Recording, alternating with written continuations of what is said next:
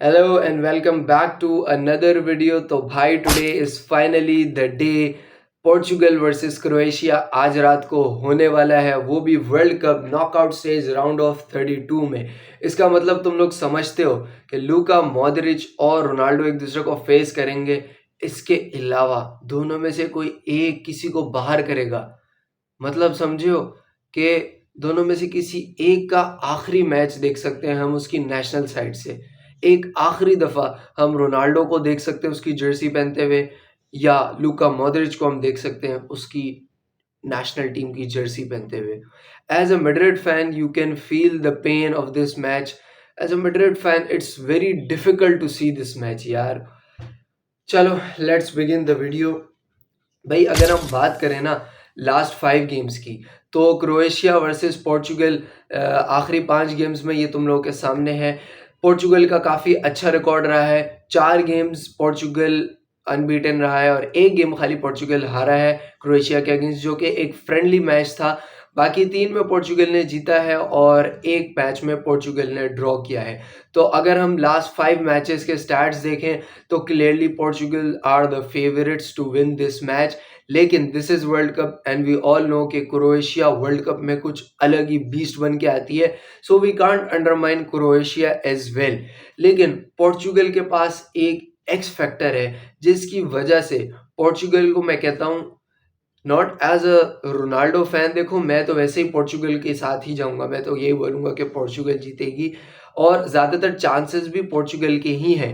लेकिन Portugal can't lose this match. पता है क्यों? बिकॉज एक ऐसा कोइंसिडेंस होने जा रहा है ना।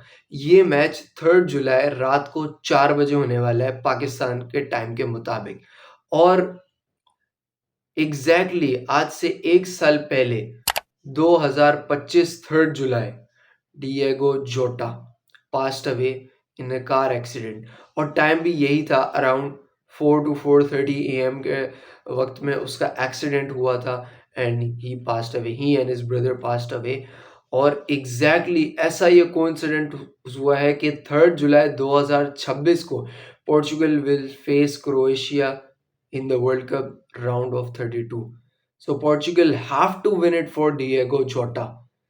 अगर तुम लोगों को ये बात नहीं पता, मैं तुम लोगों को ये बात बताता हूँ कि पोर्चुगल अपने हाथ में, पोर्चुगल के सारे प्लेयर्स एक स्पेशल बैंड पहनते हैं, जिस बैंड पे उनके जो है ना पूरे स्क्वाड का जितने भी प्लेयर्स हैं स्क्वाड में उनका नाम लिखा हुआ है। और सबसे बड़ा स्पेशली हाईलाइट करके डिएगो जोटा का नाम लिखा हुआ है, जो उनके लिए एक एक्स फैक्टर है, जो उनको एक बूस्ट देता है स्पिरिचुअली टू विन इट।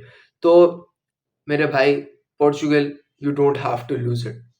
तुम्हें डिएगो जोटा के लिए ये करना पड़ेगा। You have to do it for Diego Jota, not only for him, you have to do it for your fans, you have to do it for Portugal, for Cristiano Ronaldo, the legend, जिसके पास सिर्फ एक trophy missing रहती है और वो है world cup. Otherwise, he has won everything. He wants absolutely nothing to prove his legacy.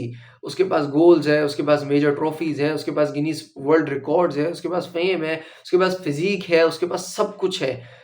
सिर्फ एक वर्ल्ड कप की ट्रॉफी नहीं है। Portugal, you have to give it. लेकिन we have to be realistic at the same time. ये तो emotionally बात हो गई कि भाई पोर्चुगल को जीतना चाहिए। क्या पोर्चुगल अपनी करंट परफॉर्मेंस के साथ ये मैच जीत सकती है? No, never.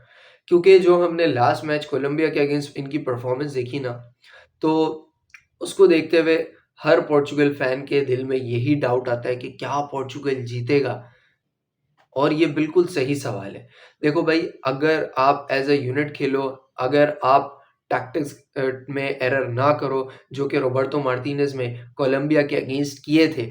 We don't know कि उसने डेलिबरेटली इस तरह से किया था या फिर उसने अनइंटेंशनली ये मिस्टेक्स करी थी। क्योंकि देखो पोर्चुगल की बॉडी लैंग्वेज से सीधी बात लग ही नहीं रहा था कि वो जीतने की इंटेंशन से आए। ऐसा लग रहा था थ्रू आउट द गेम कि वो ड्रॉ करने की इंटेंशन से आए। क्योंकि तुम देखो सारे पोर्चुगल प्लेयर्स कितने कूल एंड काम थे मैच के बाद, जिस तरीके से वो सारे प्लेयर्स से मिलने। तुमने रोनाल्डो को देखा था, कितना चिल होके जा रहा था वो, कितना कंफर्टेबल, जैसे कभी कुछ हुआ ही नहीं हो। और वही रोनाल्डो था जब पहला मैच डीआर कॉन्गो के अगेंस्ट हुआ था।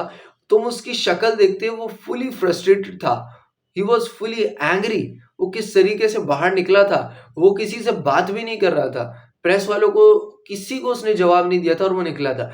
लेकिन कोलंबिया के मैच के अगेंस्ट तुम कोच के चेहरे पर वो देख सकते हो सुकून, तुम प्लेयर्स के चेहरे पर देख सकते हो सकता है ये एक डेलिबरेट मूव हो रोबर्टो मार्टिनेज की वजह से, हो सकता है ये उसका मास्टरमाइंड हो। क्योंकि देखो अब जो है ना, वर्ल्ड कप के 2 ग्रुप्स बन चुके हैं, एक यूरोप और दूसरा साउथ अमेरिका। पोर्चुगल ने जब-जब भी साउथ अमेरिकन टीम्स को फेस किया है या अफ्रीकन टीम्स को फेस किया है, दे हैव ऑलवेज स्ट्रगल्ड। 2022 में मोरक्को अफ्रीकन टीम से वो बाहर हुए। इसके अलावा उन्होंने कोलंबिया को फेस करा, कोलंबिया के अगेंस्ट 0-0 ड्रॉ हुआ। तो जब-जब भी पोर्चुगल ने यूरोप के अलावा दूसरी टीम्स को फेस किया है, तो उन लोगों ने सफ़र किया है। हो सकता है ये एक मास्टर मूव कह सकते हो आप, जो कि प्ले करा हो रोबर्टो मार्टिनेज़ में, because they have been familiar with facing the Europe side teams, क्योंकि वो यूरो खेलते हैं, वो नेशंस लीग खेलते हैं और वो कितने सालों से इन टीम्स को फेस करते हुए आ रहे हैं। रिसेंटली पास में उन्होंने अभी-अभी नेशंस लीग के फाइनल में स्पेन को भी हराया है। तो हो सकता है कि Portugal was avoiding that South American African opponents। तो आई डोंट नो, ये जस्ट मेरी एक गट फीलिंग भी हो सकती है, और क्योंकि मैं पोर्चुगल और रोनाल्डो फैन हूँ, शायद इसलिए मैं ये सोच रहा हूँ अपने आप को मे बी होप दिलवाने के लिए। लेकिन एक बात तो कंफर्म है, कुछ हो ना हो, ये मैच बहुत ज़्यादा इमोशनल होने वाला है। और पता है मेरी आवाज़ से ही लग रहा होगा कि मेरे पास नहीं है यार वो जिस तरह मैं हर वीडियो में पम्प्ड अप होता हूँ, आज थोड़ा-सा इमोशनल सा फ़ील आ रहा है मुझे, इमोशनल सा टच आ रहा है, क्योंकि one of them will be retired. हमारा एरा खत्म होने को जा रहा है बिल्कुल, and this legendary era will not be returned.